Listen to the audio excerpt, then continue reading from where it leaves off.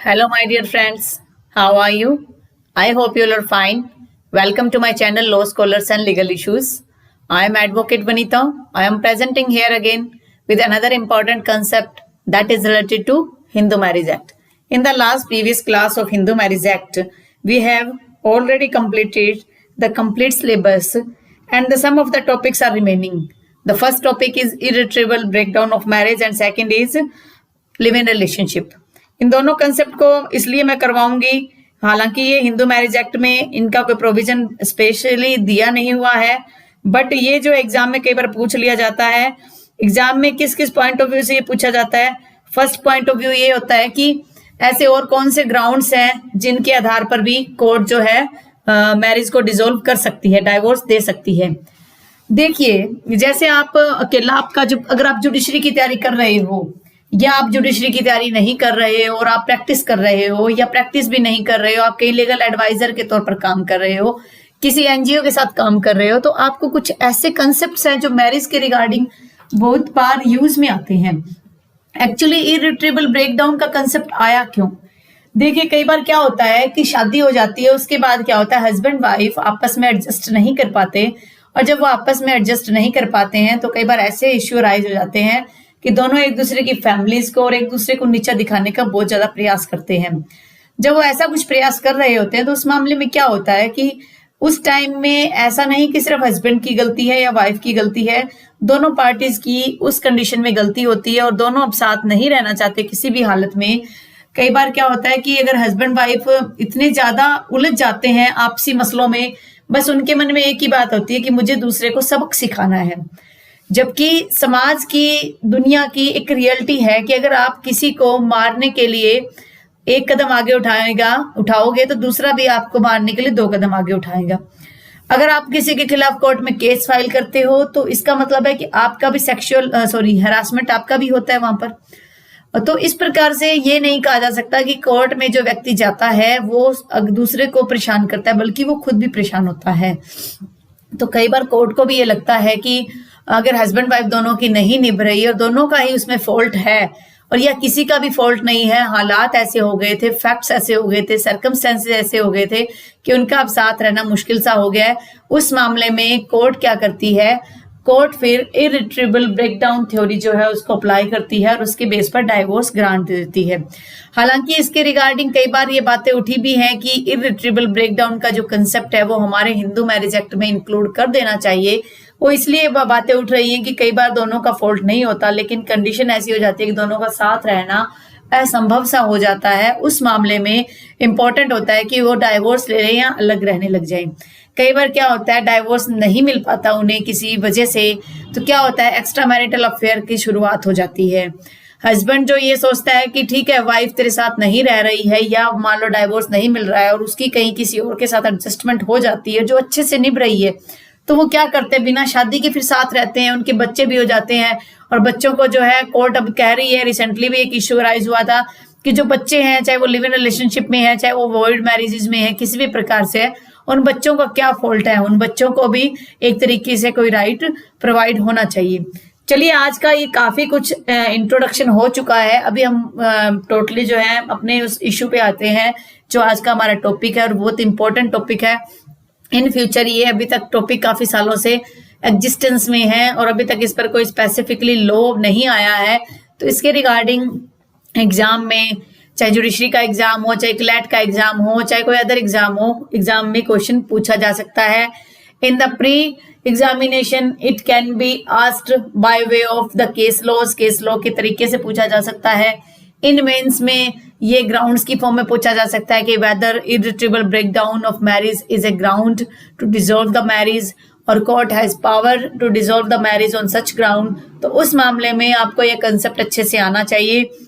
ये concept pre as well as mains as well as interview हर एक मामले के लिए इंपॉर्टेंट है, हर एक स्टेज के लिए इंपॉर्टेंट है। जैसे आपको पता ही है कि जुडिशरी का एग्जाम 3 स्टेजेस में होता है। First is preliminary, second is mains and third is interview. तो सबसे पहले अगर हम ये सोचें कि इंटरव्यू में क्या होगा, इंटरव्यू तक तो पहुंचने से पहले हमें 2 सीढ़ियां और पार करनी होती है। फर्स्ट वन इज प्रिलिमिनरी और सेकंड इज मेंस। तो हमें प्री का एग्जाम क्लियर करना पड़ेगा, वो भी अच्छे से फोकस करके, फिर मेंस की बात आएगी और फिर जाके कोई हम इंटरव्यू तक पहुंच पाते हैं। तो हमारा जो मेन यही फोकस रहता है कि हम कोई भी ऐसा कंसेप्ट ना छोड़ के चले जो हमारे एग्जाम में मार्क्स कम करने में सहायक रोल निभाते हो, एक सप्लीमेंट्री का काम कर रहे हो, तो ऐसा नहीं करना। चलिए टॉपिक स्टार्ट करते हैं।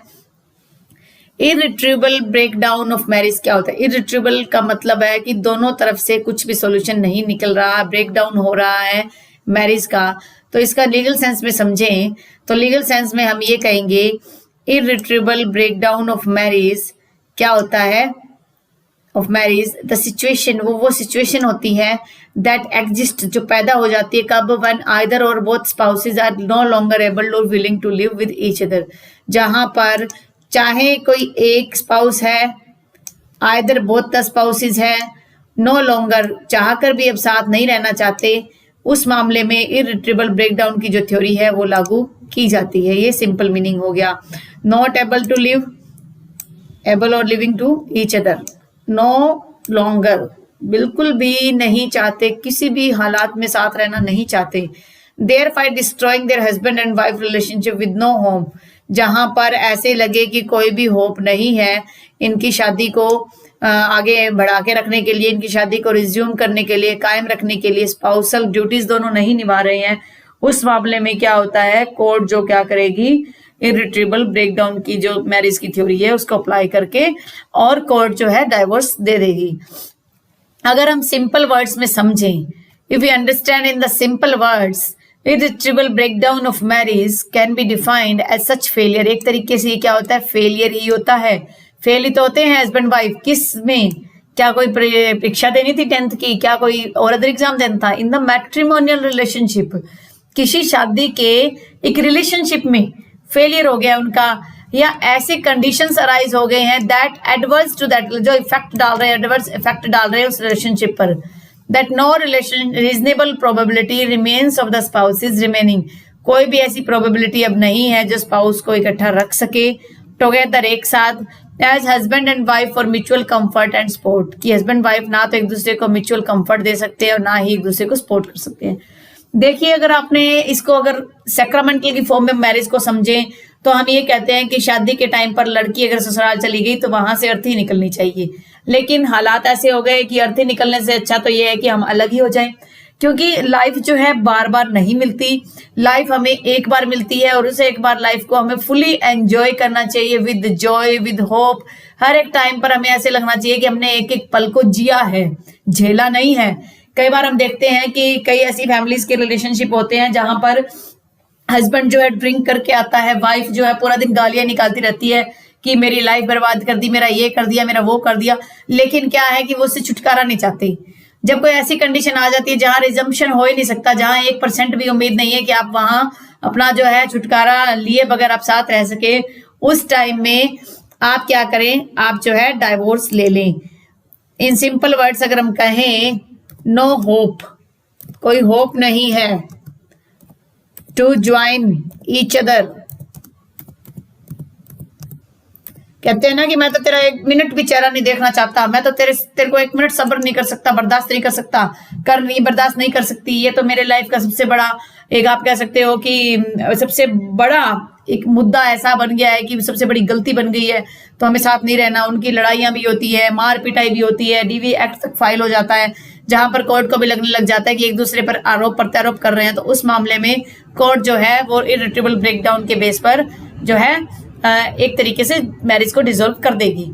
अब एक इंपॉर्टेंट फैक्ट एग्जाम में पूछ लिया जा सकता है कि कौन सी वो रिपोर्ट थी जिसके आधार पर इरिट्रीवेबल ब्रेकडाउन का जो कंसेप्ट है वो सामने आया, और लॉ कमीशन ने कौन सी रिपोर्ट में रेकमेंड किया कि इरिट्रीवेबल ब्रेकडाउन का जो कंसेप्ट है हिंदू मैरिज एक्ट में शामिल होना चाहिए। दैट रिपोर्ट इज, वो रिपोर्ट आप किसे कहोगे? 71st रिपोर्ट को कहोगे। रटे लो एक तरीके से। कब सबमिट की गई थी? ये 1978 में सबमिट की गई थी। तो important fact is the report which is submitted in 1978 relating to irretrievable breakdown, वो कौन सी रिपोर्ट थी?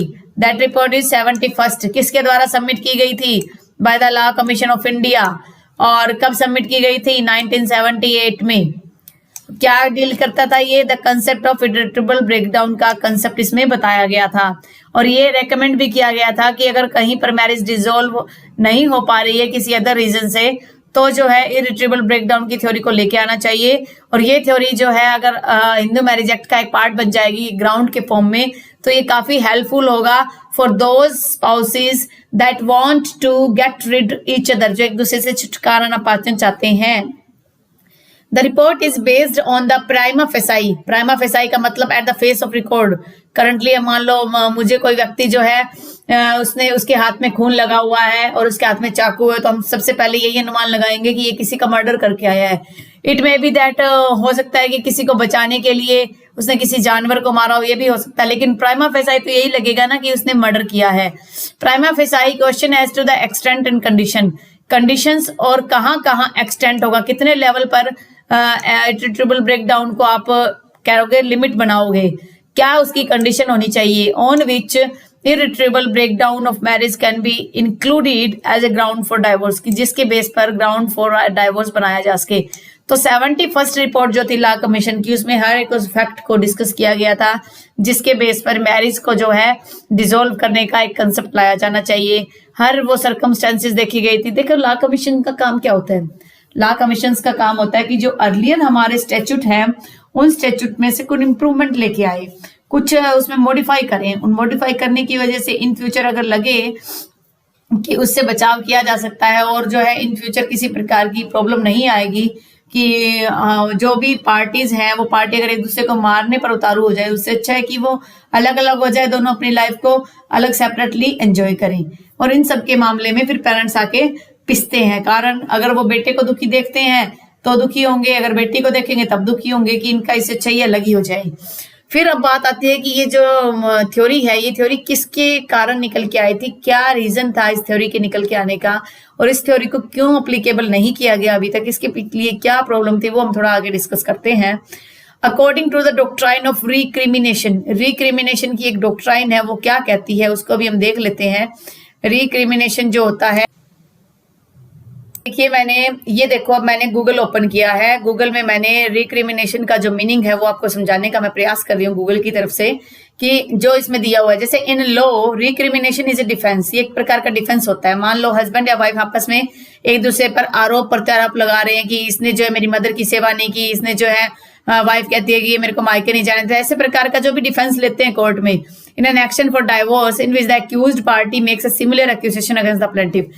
जो डॉक्ट्राइन ऑफ रिक्रिमिनेशन का मतलब होता है आरोप प्रत्यारोप लगाना, कि हस्बैंड ने वाइफ के ऊपर लगाया, वाइफ ने हस्बैंड पे लगाया, और वो ऐसे लग रहा है कि बिल्कुल ओके है। इसको आगे हम थोड़ा सा डिटेल में देख लेते हैं क्या है। To put it simply, it is the defence, ये आपका एक डिफेंस के तौर पर है। कहाँ ये डिस्कस किया जाता है, recrimination was generally considered by family law में कंसिडर किया जाता है नॉर्मली। तो आप ये समझिए कि मैरिटल रिलेशन जहां पर खत्म हो जाता है उस मामले में रिक्रिमिनेशन की जो थ्योरी है वो निकल के आती है। तो अब हम आ जाते हैं अपने पॉइंट पे कि जो डॉक्ट्राइन ऑफ रिक्रिमिनेशन है वो ये कहता है कि no remedy can be granted to the party who is at fault, कि कोई भी रेमेडी उस पार्टी को नहीं मिलेगी जो खुद फॉल्ट में है। अभी हमने देखा डॉक्ट्राइन ऑफ रिक्रिमिनेशन क्या है, कि उसमें क्या है कि एक तरीके से डिफेंस लेना है। अब इसमें साफ तौर पे कह दिया गया है कि जो भी डिफेंस आप ले रहे हो ना, कह रहे नो रेमेडी, कोई भी रेमेडी उस व्यक्ति को नहीं मिलेगी हु इज एट फॉल्ट, जो खुद दोषी हो। अब ये इरिट्रेबल ब्रेकडाउन थ्योरी को क्यों नहीं लाया गया अब तक, कारण ये है कि जैसे हस्बैंड वाइफ पे प्रत्यारोप आरोप लगा रहे हैं और वाइफ हस्बैंड पे, दोनों साबित हो रहे हैं। अब दोनों साबित हो रहे हैं तो फॉल्ट तो किसी का ही नहीं है। और डॉक्ट्राइन ऑफ रिक्रिमिनेशन ये कहता है कि जब तक किसी सामने वाली पार्टी का फॉल्ट ना हो तब तक आपको किसी प्रकार की रेमेडी प्रोवाइड नहीं की जाएगी। ये डॉक्ट्राइन ऑफ रिक्रिमिनेशन की बात है। अगर it is imperative in law, ये पार्टी ये एक तरीके से लॉ में इम्पेरेटिव फॉर्म में है, डायरेक्टरी है, ये डायरेक्टिव किया गया है, कंपल्सरी माना गया है कि to have one party is innocent, अगर एक पार्टी इनोसेंट है एंड अनदर एट फॉल्ट, और दूसरी पार्टी जो है दोषी है, तो ही क्या मिलेगा, तो ही एक मैट्रिमोनियल रिलीफ जो है वो ग्रांट किया जाएगा। सो दैट मैं लिख देती हूं, another at fault, another at fault पर है तब क्या होगा, आपको ग्रांट किया जाएगा, क्या ग्रांट किया जाएगा,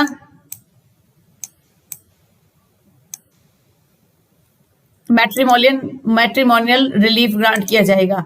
तो एक तरीके से आप ये कह सकते हो कि मैट्रिमोनियल रिलीफ ग्रांट करने के लिए it is required to other party must have in fault, at fault होनी चाहिए। कुछ इश्यू आ रहा है, कुछ टेक्निकल प्रॉब्लम है, तो चलो एक बार देखते हैं उसको क्या प्रॉब्लम आ रही है। ये कुछ एक इश्यू आ रहा है, तो उस इश्यू को पहले हमें रिजोल्व करना पड़ेगा। क्या इश्यू आ रहा है, चलिए देखते हैं आगे फिर।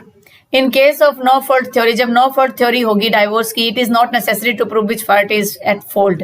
अगर मान लो इसको हमने ग्राउंड बना दिया, तो फिर जब नो फॉल्ट थ्योरी की बात आएगी कि किसी का फॉल्ट नहीं है, डाइवोर्स दिया जा रहा है, तो फिर ये नेसेसरी ही नहीं होगा कि कौन सी पार्टी फॉल्ट में है।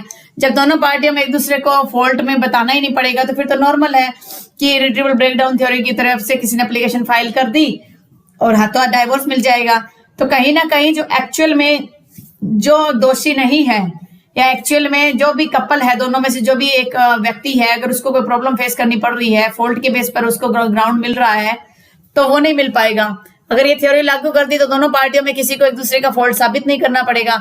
अगर दोनों एक दूसरे का फॉल्ट ही साबित नहीं करेंगे, तो फिर आप ये मान के चलिए कि इससे हैरासमेंट भी काफी ज्यादा बढ़ जाएगी। तो इस वजह से इसको जो है थ्योरी को अभी तक लागू नहीं किया गया। The breakdown theory of divorce, which is attached with no fault theory of divorce, represents the modern view. ये जो है जिसमें कोई फॉल्ट नहीं है, ये आज का मॉडर्न व्यू कहता है डाइवोर्स का, कि जब चाहे किसी का फॉल्ट हो चाहे ना हो, अगर वो साथ नहीं रहना चाह रहे हैं तो फिर उसको अलग ही हो जाना चाहिए, वो कोई मैटर ही नहीं करता। तो ये मॉडर्न थ्योरी की बात है। जैसे तभी तो फिर ये डाइवोर्स के ऐसे ऐसे ग्राउंड्स हैं जो कोर्ट में साबित करना मुश्किल हो जाता है। तभी तो फिर live in relationship after marriage जो चला हुआ है कि हस्बैंड वाइफ की नहीं निभ रही है, वाइफ का अलग से कई मैरिटल जो ऑब्लिगेशन है उसको छोड़कर एक्स्ट्रा मैरिटल अफेयर चल रहे हैं, इसी तरीके से हस्बैंड के चल रहे हैं। अंडर दिस थ्योरी, इस थ्योरी के तहत the law realises that, law ने ये महसूस किया, and says to the unhappy couple, और जो अनहैप्पी कपल थे, जो दुखी कपल थे, उनको कहा, if you can satisfy the court, अगर तुम सेटिस्फाई कर देते हो कोर्ट को, that your marriage has broken, तुम्हारी मैरिज टूट चुकी है, and that you desire to terminate, और आपकी इच्छा है कि वो आप उसको टर्मिनेट करना चाहते हो, और सिचुएशन एक ऐसी सिचुएशन आ गई है दैट हैज बिकम इनटॉलरेबल, जो कि असहनीय हो गई है, then your marriage shall be dissolved, उस मामले में आप अपनी मैरिज को डिसॉल्व कर सकते हो। तो ये जो पॉइंट है ना, ये पॉइंट बहुत इंपॉर्टेंट है कि कोर्ट ने ये बात कह दी कि तब आप डिसॉल्व कर सकते हो चाहे कोई भी कारण रहा हो। तो ये इसलिए इंपॉर्टेंट है पॉइंट कि इसमें कोर्ट ने लिमिट बता दी कि किस लिमिट में आप जो है मैरिज अपनी डिसॉल्व कर सकते हो। तो ये हो गई लिमिट। फिर बात आती है, the marriage can be said to be broken when the object of the marriage can not be fulfil, कि जब मान लीजिए कि आपकी मैरिज हो रही है और आपका जो ऑब्जेक्ट है उस शादी को करने का, कि हमने हैप्पी मैरिड लाइफ जीना है, हमने आगे बच्चे करने हैं, अच्छी लंबी सिक्योर लाइफ चले, अगर वही फुलफिल नहीं होगा तो मैरिज जो है वो काफी लंबे समय तक चल ही नहीं पाएगी। When there is not an iota of hope, iota का मतलब है कोई भी चांस नहीं है, but there is a not an iota of hope, उम्मीद नहीं है, that parties can be reconciled, कि पार्टी जो है इकट्ठी हो सकती है, it can be considered as irretrievable breakdown of theory, इसे जो है irretrievable breakdown theory कहा जा सकता है। यही कंसेप्ट किसी जजमेंट से निकल के आया था। That doesn't important for us which judgment deals with but the important is the concept, और वो कंसेप्ट मैं आपको करवा चुकी हूँ कि किस प्रकार का कंसेप्ट इंपॉर्टेंट है। अब बात आती है रिलेटेड कुछ एक इंपॉर्टेंट केस है कि सुप्रीम कोर्ट के जो जजमेंट्स आए थे वो किसके बेस पर आए थे, क्या सुप्रीम कोर्ट की पावर है और किस पावर को कोर्ट ने एक्सरसाइज करके इरिट्रेबल ब्रेकडाउन थ्योरी के तहत मैरिज को डिसॉल्व किया। सुप्रीम कोर्ट की इनहेरेंट पावर है जो इंडियन कॉन्स्टिट्यूशन प्रोवाइड करता है आर्टिकल 142 में। Our constitution confers wide power on the Supreme Court, such as power to grant special leave. 136 में special leave application है against the orders of decree, और order के लिए किसी भी कोर्ट का है, ट्रिब्यूनल है, किस पर्पज के लिए, in the country, और to have exclusive jurisdiction दिया है किसके लिए, to decide the dispute decide करने के लिए। अब चलिए इसका थोड़ा हम बेयर लैंग्वेज भी आगे मैंने दिया हुआ है वो देख लेते हैं, उससे पहले थोड़ी लाइन पढ़ लें। The law laid down by the honourable supreme Court, जो सुप्रीम कोर्ट का जो लॉ होता है ना वो एक तरीके से डॉक्ट्राइन ऑफ प्रेसिडेंट की बात करता है। आर्टिकल 141 ये कहता है कि जो भी सुप्रीम कोर्ट का जजमेंट है वो लोअर कोर्ट्स के लिए बाइंडिंग होगा। जो सुप्रीम कोर्ट की अथॉरिटी है वो आप लोअर कोर्ट में एज ए स्टैट्यूट के तौर पर पेश कर सकते हो। The law laid down by the Honorable Supreme Court is no doubt the law of land binding on all the courts in the country. ये जो लॉ है ये किस में बताया गया है? ये लॉ जो है ये डिस्कस किया गया है आर्टिकल 141 कहता है कि the law laid down by the supreme court के द्वारा जो ले किया जाएगा, जो ऑर्डर दिया जाएगा, जो जजमेंट दिया जाएगा, तो वो सभी कोर्ट्स पर बाइंडिंग होगा. The constitution of India confers powers upon the supreme court to ensure that, supreme court को इंश्योर किया गया है, ये पावर दी गई है कि court do not suffer from any jurisdiction difficulties, कि कोर्ट किसी प्रकार के जुरिस्डिक्शन को लेकर कोर्ट को कोई समस्या नहीं आनी चाहिए. तो किस पर्पज के लिए इसको लाया गया? To do justice between the parties, तो जस्टिस जो है पार्टीज को दिया जाए. अब हम बात करते हैं article 142 that provides the inherent power to the supreme court of India by the Constitution of India. Article 142 of the Constitution of India says that the Supreme Court in the exercise of jurisdiction, अब jurisdiction की बात हो रही है, supreme court क्या करेगी? In the exercise of this jurisdiction को देखेगी, में पास सच डिक्री, वो डिक्री पास कर सकती है, और मेक सच ऑर्डर, क्या क्या पास कर सकती है? Such decree, such order as is necessary, जो नेसेसरी है, फॉर डूइंग कंप्लीट जस्टिस, के लिए जो रिक्वायर्ड है, इन एनी कोज और मैटर, किसी भी मामले में, किसी भी मुद्दे में, किसी भी कारण से जो पेंडिंग हो इसके सामने. And any court so passed और ऑर्डर सो मेड, जो भी ऐसी एनी डिक्री, जो भी डिक्री या ऑर्डर पास किया जाएगा, shall be enforceable through out the territory of India, पूरी की पूरी इंडियन टेरिटरी में जो है एप्लीकेबल होगा. पहले क्या था? 370 जब तक कॉन्स्टिट्यूशन का पार्ट था तो जम्मू कश्मीर में कुछ सेपरेट प्रोविजन एप्लीकेबल होते थे, but now the issue is not related to that purpose, क्योंकि 370 का जो सिस्टम है वो निकाल दिया गया है. इन सच मैनर एज में भी प्रिस्क्राइब बाय, और ऐसे मैनर में ये एनफोर्सेबल होगा, या तो कोई लॉ बना हुआ है पार्लियामेंट के द्वारा, और अनटिल अगर वो प्रोविजन नहीं है तो एंड इन सच मैनर, उस तरीके से जहां पर प्रेसिडेंट क्या कर सकता है? कोई भी ऑर्डर पास करके कह सकता है. The supreme Court has exercise its power under article 142 के तहत सुप्रीम कोर्ट अपनी पावर एक्सरसाइज करती है. Even in the case of matrimonial matters, जब जुरिस्डिक्शन की बात आती है तो सुप्रीम कोर्ट जो है even in the case of matrimonial matters में भी कर सकती है. That has been pending for long time in the tribunal, जो लंबे समय तक ट्रिब्यूनल में या हाईकोर्ट में पेंडिंग था. द रीजन इज दैट, इसके पीछे कारण ये है कि the matter is urgent from time to time, जो मैटर है वो टाइम टू टाइम अर्जेंट किया हुआ. अर्जेंट मतलब तारीख पर तारीख, तारीख पर तारीख, तारीख पर तारीख. दामिनी फिल्म का जो सनी देओल का जो एक डायलॉग है बहुत फेमस है, वो यही कहता है जो अर्जेंटमेंट है वो टाइम टू टाइम पर दिया जाएगा. ये अर्जेंटमेंट किस पर्पज से लिए दिया जाएगा? Of reconciliation between the parties, की पार्टी के बीच में क्या पता आपसी कोई सहमति बन जाए और पार्टी जो है साथ रहने लग जाए.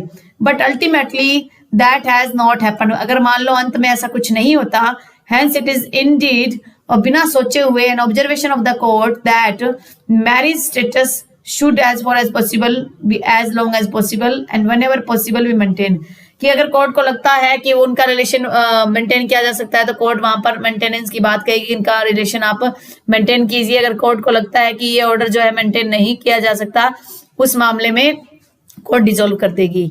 The first important case is Sanghamitra Ghosh versus Kajal Kumar Ghosh. इसमें 2007 के जजमेंट में कोर्ट ने ये बात कही थी, वी आर फुल्ली कन्विंस्ड, हम इस बात से पूरी तरह से सहमत हैं, that the marriage between the parties are has irretrievably broken down, जो पार्टीज के बीच में जो मैरिज है वो पूरी तरह से ब्रोक डाउन हो चुकी है, because of incompatibility of temperament. Temperament स्वभाव को बोलते हैं, व्यवहार को बोलते हैं.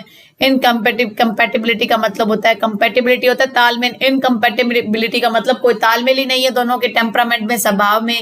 इनफैक्ट अगर देखा जाए, there has been total disappearance of emotional substratum in the marriage. Emotional substratum का मतलब अटैचमेंट, तो भी देखा जाए तो पूरी तरह से दोनों के बीच में कोई इमोशनल अटैचमेंट नहीं है. जब तक हमारा इमोशनल अटैचमेंट नहीं बनता किसी के साथ, तब तक हम उस रिलेशन को कंटिन्यू नहीं कर सकते. The matrimonial bond between the parties beyond repair, जो इनका शादी का जो ये संबंध है बियॉन्ड रिपेयर, किसी भी प्रकार से इसको रिपेयर नहीं किया जा सकता, ठीक नहीं किया जा सकता. And that the marriage has been wrecked beyond the hope of salvage, और अब जो मैरिज है wrecked टूट चुकी है beyond the hope of salvage. salvage का मतलब सुधार, किसी प्रकार के सुधार से दूर है. And therefore public interest and interest of all concern, जो भी पार्टीज से जुड़ी हुई है in the in that of the recognition of the fact and declare defunct de jure but is already defunct de facto।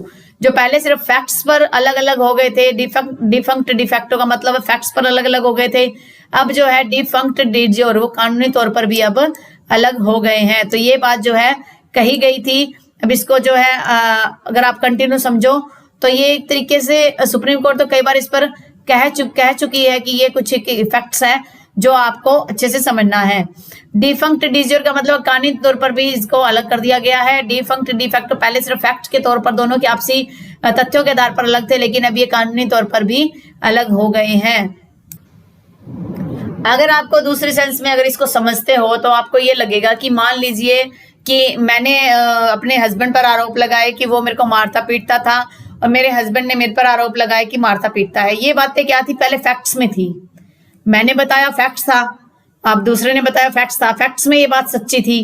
लेकिन जब वो बात कोर्ट में साबित हो गई है, डिफंक्ट de jure बन गई है, अब कोर्ट में जब सभी के सामने साबित होगी और कोर्ट ने इस चीज को मान लिया है कि हाँ इन दोनों का रिलेशन अब मेंटेन नहीं हो सकता, तो उस मामले में उस शादी को हटा देना चाहिए। एग्जाम में पूछा जा सकता है ये टर्म, तो इसका एग्जैक्ट मीनिंग आप गूगल कर सकते हो।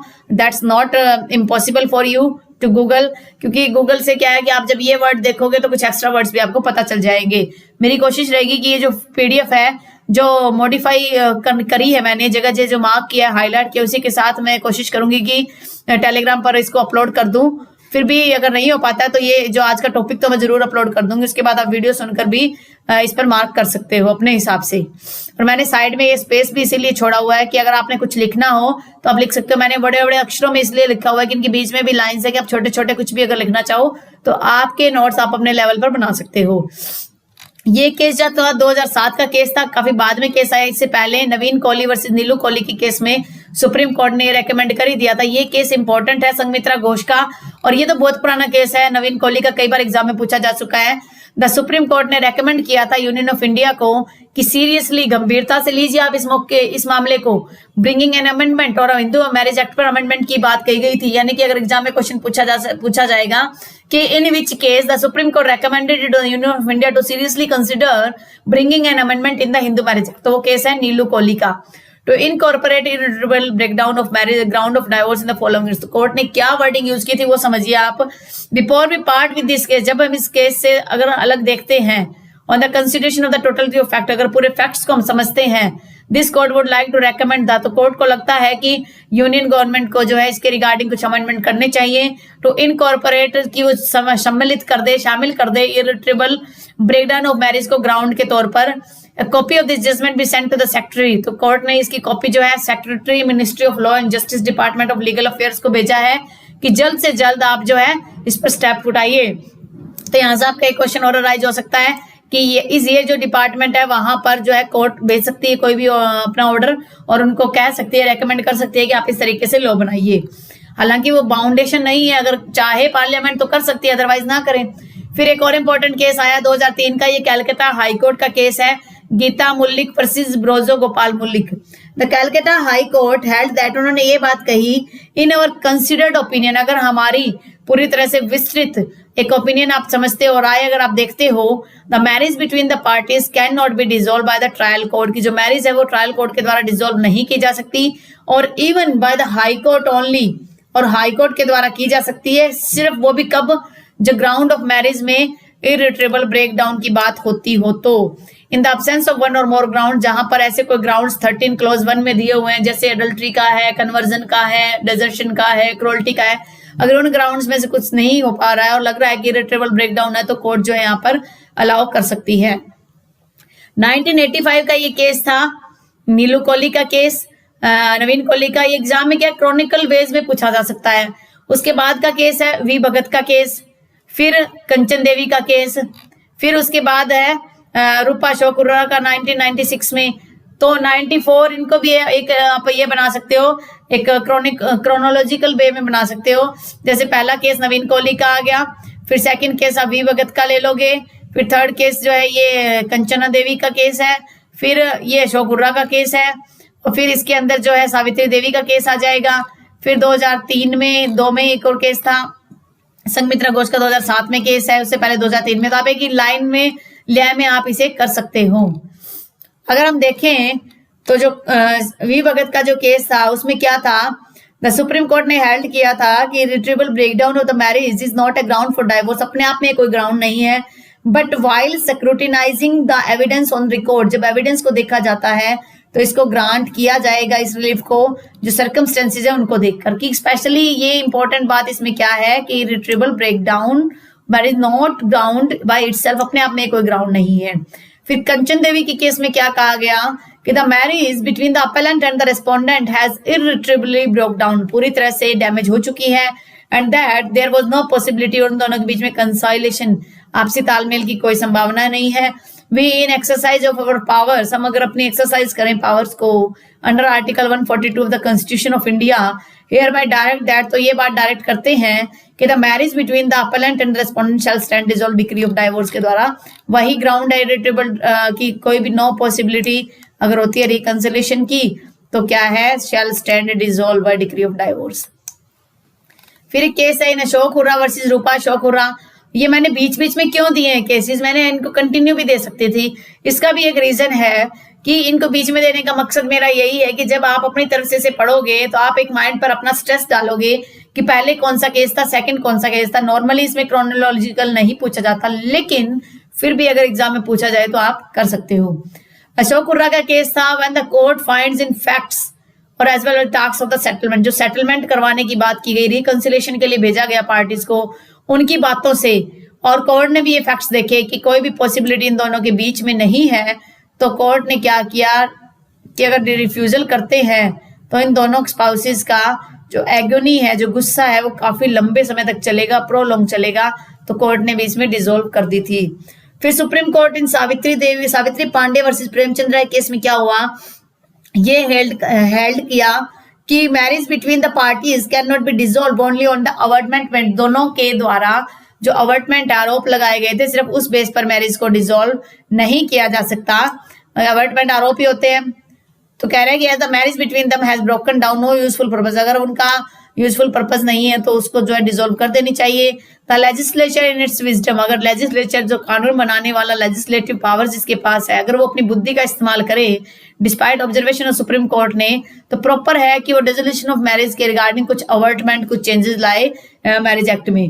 देयर में भी केसेस, कई ऐसे केस आए हैं where it is found that, जहां पर ये बात सामने आई कि जब marriage has become dead on account of contributory acts, contributory acts का मतलब है कि दोनों की तरफ से किसी प्रकार का उसमें योगदान नहीं है, तो no useful purpose would be served by keeping, तो उस मैरिज को जिंदा रखने का क्या फायदा।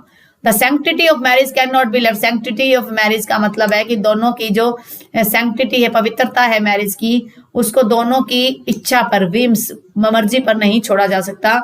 वन ऑफ द एनोइंग, दूसरों को सिर कपाने वाला कपल है, एनोइंग मतलब खींच दिलाने वाला कपल है, इरिटेट करने वाले कपल है, तो इनको जो है एक दूसरे के ऊपर नहीं छोड़ा जा सकता, तो ये बात कही गई थी। फिर एक और इम्पोर्टेंट केस है विनीता सक्सेना वर्सेस पंकज पंडित का केस। इसमें क्या हुआ, the marriage between Vinita Saxena और हस्बैंड पंकज डिसॉल्व की गई, और the marriage between the party lasted, सिर्फ 5 महीने शादी चली, उसके बाद दोनों 13 साल से अलग रह रहे थे, मैरिज कभी उनकी कंज्यूमेट नहीं हुई, उन दोनों के बीच में कोई रिलेशन नहीं था। वाइफ फाइल्ड पेटिशन, वाइफ ने डिसोल्यूशन की पेटिशन फाइल की कि फिजिकल और मेंटल क्रूरल्टी होती है पति की तरफ से, एंड ट्रायल कोर्ट ने डिसमिस कर दी थी पिटिशन, हाई कोर्ट ने डिसमिस कर दी अपील को, और कोर्ट ने ये बात कही कि as to what constitute the required mental cruelty for the purpose said provision, इन प्रोविजन के लिए जो एक क्रूरल्टी की बात आप कह रहे हो एक दूसरे के कंडक्ट पर डिपेंड नहीं करता, बट वास्तव में ग्रेविटी क्या है, क्रूरल्टी किस लेवल पे हुई थी, किस प्रकार का स्टिग्मेटिक इम्पैक्ट था, एक दूसरे पर किस प्रकार का धब्बा वो लगा रहे हैं, वो सारा कुछ देखा जाएगा। और अपनी लैंग्वेज में आप लिख सकते हो, एग्जाम में अगर पूछा जाता है तो मेंटल एटीट्यूड को देखकर कोर्ट ने जो है इसमें अलाउ कर दिया था। अब इंपॉर्टेंट चीज है कि the marriage law amendment bill 2013 लाया गया था किसके द्वारा, किसकी रिकमेंडेशन पर, 71st report of law commission of India की रिपोर्ट पर, which was introduced by the former UPA government. 2013 में जो क्या थी, कांग्रेस यूपीए गवर्नमेंट थी, इरिटेबल ब्रेकडाउन ऑफ मैरिज को सेक्शन 13C के रूप में, 13A ऑल्टरनेटिव रिलीफ की बात करता है, 13B म्यूचुअल कंसेंट की बात करता है, 13C जो इरिटेबल ब्रेकडाउन का जो कंसेप्ट लेके आने की बात कर रहे थे। द बिल जो है राज्यसभा में पास हो गया था 26/2013 को, हालांकि उसके बाद उसको डिस्कशन के लिए नहीं ले जाया जा सका लोकसभा में, क्योंकि उसी टाइम गवर्नमेंट चेंज हो गई। और ये तो आप सभी जानते हो कि जब गवर्नमेंट चेंज हो जाती है तो उसके बाद क्या होता है कि जो पहले चाहे कितने ही अच्छे एक्ट्स आ रहे थे उनको हम लागू नहीं करेंगे, अपने खुद के ही लॉज लाने का प्रयास करेंगे। तो एक तरीके से आप कह सकते हो जैसे करंट में जो फार्मर एजुटेशन इतना हाई लेवल पे हो चुका है, इंक्रीज हो चुका है, उसके अंदर भी क्या है कि वो 3 बिलों का ही चक्कर पड़ा हुआ है। हालांकि जब आधार कार्ड वाला आया था, आधार कार्ड जब यूपीए गवर्नमेंट के टाइम पर उसको लागू कर रहे थे तो करंट जो गवर्नमेंट है उसने काफी इशू राइज किया था और उस टाइम में फिर बाद में उसको लाया भी गया, फिर बाद में सुप्रीम कोर्ट में चैलेंज भी हुआ। के पुट्टास्वामी के केस में आधार कार्ड का जो है चैलेंज किया गया और उसमें इसे राइट टू प्राइवेसी का हनन भी बताया गया। तो चलिए वो तो इश्यूज चलते ही रहते हैं, कोई इश्यू ही नहीं है। आपको आज का लेक्चर कैसा लगा आप उसके बारे में मुझे जरूर बताइए, क्योंकि आपके जो कमेंट्स होते हैं, आपके जो लाइक्स होते हैं और आपके जो सजेशंस होते हैं वो मेरे लिए काफी हेल्पफुल होता है। और जैसे जैसे आप कुछ उसमें सजेशंस देते जाएंगे उस हिसाब से मैं जो है अपने लेक्चर में इंप्रूवमेंट करने का प्रयास करूंगी। That can be very helpful to you for the purposes of any competitive exam और एज वेल एज LLB और LLM एग्जाम। देखिए कोई भी एग्जाम आपने क्रैक करना हो, चाहे आप जुडिशरी का करना चाह रहे हो, चाहे क्लैट का करना चाह रहे हो, चाहे आप प्रैक्टिस में ही क्यों ना हो, अगर आपको लॉ की नॉलेज है तो आपको कोई कहीं से डगमगा नहीं सकता। कहते हैं ना, मंजिलें उनको मिलती है जिनके सपनों में जान होती है। पंखों से कुछ नहीं होता, हौसलों से उड़ान होती है। कहने का मतलब अगर आप अपनी मंजिल लेना चाहते हो तो आप में हौसला भी होना चाहिए कि हाँ मैं कर जाऊंगा, मुझे कितना भी रुकावटें आ जाए मैंने अपना ये एक्ट कंप्लीट करना है। और आज वाला जो मेरा लेक्चर है वो मेरा इंट्रोडक्टरी और एंड में जो है मेरा खुद का फेस नहीं आ रहा है। रीजन ये है कि डेली में लैपटॉप की बजाय जो है मोबाइल से लेक्चर बनाकर अपलोड करती थी, अब मैं लैपटॉप से स्क्रीन रिकॉर्डिंग करके आपको लेक्चर दे रही हूँ। तो हो सकता है इन फ्यूचर में अपना चेहरा सामने आए भी ना, और अगर मुझे लगा कि मेरा कुछ बजट हुआ, मेरे पास कुछ पेमेंट हुई और मुझे लगा कि मुझे कैमरा जो वेब कैम है ले लेना चाहिए, अगर वेब कैम आ जाता है तो भाई फेस टू फेस मैं आपके साथ इंटरेक्ट करूंगी। Otherwise I am not at that position that I can purchase any type of web cam. मैं किसी प्रकार का वेब कैम परचेज नहीं कर पा रही हूँ क्योंकि मौजूदा टाइम में थोड़ा सा इकोनॉमिकल प्रॉब्लम आ रहा है। लेकिन मेरा जो एक टारगेट है कि मैंने डेली वीडियोस अपलोड करने हैं वो मैं जरूर कर रही हूँ। आपको आज का वीडियो अगर अच्छा लगा तो आप मेरे वीडियो को लाइक कीजिए। अगर आपको लगता है कि इसमें कुछ इंप्रूवमेंट है तो आप अपने सजेशंस दीजिए। अगर आप मेरे चैनल पे फर्स्ट टाइम आए हैं और आपको लगता है कि वाकई में ये वीडियो आपके लिए काफी हेल्पफुल हो सकता है तो आप मेरे चैनल को सब्सक्राइब कर लीजिए और बेल आइकन पर भी जरूर क्लिक कर दीजिए, क्योंकि जैसे आप क्लिक करेंगे फर्दर जैसे वीडियो अपलोड होता है आपको जो उसके रिगार्डिंग नोटिफिकेशन मिल जाएगा। और अपने दोस्तों में भी शेयर कीजिए, बिकॉज शेयरिंग इज कैरी कहा जाता है नॉर्मली कि जो लड़कियां अपनी फ्रेंड्स में शेयर नहीं करती क्योंकि उनको लगता है कि अगर हमें कुछ अच्छा मिल रहा है तो हमें आगे नहीं देना, वो ज्यादा कंपटीशन मानते। लेकिन जो बॉयज होते हैं वो खुले दिल के होते हैं, वो क्या आगे भी शेयर करेंगे कि ठीक है मेरे फ्रेंड को भी इससे कुछ बेनिफिट मिलना चाहिए। कोरोना के इस काल में और फार्मर एजुकेशन के इस टाइम में जब नेट का इशू आ रहा है, मोबाइल्स बंद हो चुके हैं लगभग, हरियाणा पंजाब राजस्थान का जो एरिया है वहां पर इंटरनेट का इशू आ रहा है, तो उसमें आप अपना ध्यान रखिए। जैसे ही इंटरनेट का कनेक्शन आपका जो इश्यू रिजोल्व हो जाएगा आप ये वीडियो सुन सकते हैं। और कोरोना के इस काल में जो है मैं दोबारा रिपीट कर रही हूँ, आप अपना अपनी फैमिली मेंबर्स का, अपने नेबरहुड का ध्यान रखिए। Stay home, stay safe, stay healthy. Thank you for watching.